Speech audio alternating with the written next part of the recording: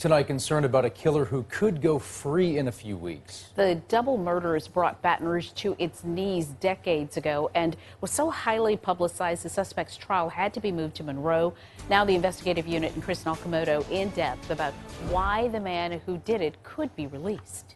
Sylvia, Michael, David Chenevert received 2 life sentences without the benefit of parole when he was convicted 40 years ago. But last year, the parole board voted to commute his sentence to 99 years with immediate parole eligibility. Tonight, Chenevert's taste of freedom is 1 meeting away. It's a crime scene that rocked the Baton Rouge community to its core. The date, September 27th, 1979. Man, I remember running up the steps with a photographer. My colleague, John Pastorek, who is the most senior staff member in the WBRZ newsroom, was the first at the scene. Back in those days in 1979, upscale apartment, 2 bloody bodies found in a dumpster. They've been stabbed multiple times. That just doesn't happen in Baton Rouge.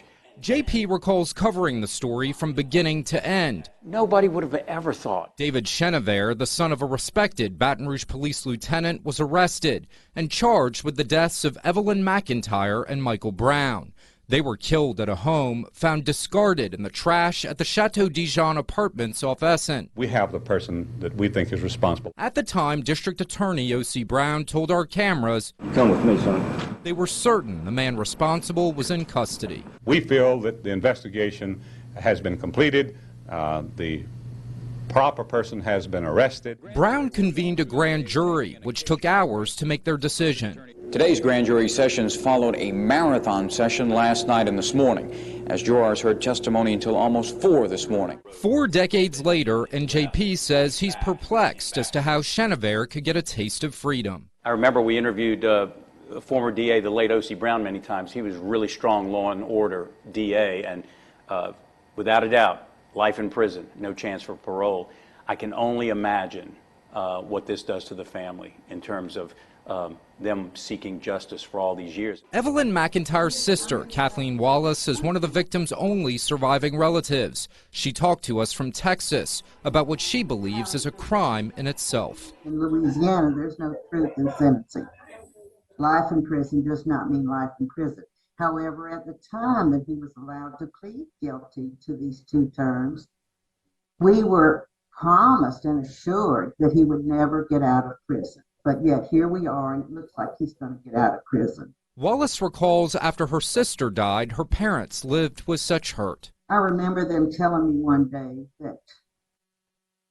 that they hoped the Bible told the truth. And I said, why is that? And my mother says that there is a heaven so that one day we'll be able to see Evelyn Ann again. And that's always stuck with me. You know, the ripple effect of all of this is just, there's no way to describe it, what he's done to 2 families. There's no way to describe it. Now, Wallace says they hope Chenevert stays in prison for the murders he committed 40 years ago. It's like the 2 young lives that he brutally took have been forgotten, like they've been erased. And I can't let that happen. And it's been done in a secrecy to the unsuspecting public. The public of Louisiana, the citizens of Louisiana, do not realize that this is going on. I was so involved in that case back then. If David Chenevert does get out of prison, I'm going to be like Chris Nakamoto. I'm going to be one of those who want to get that first interview to find out what really happened back on that night in 1979.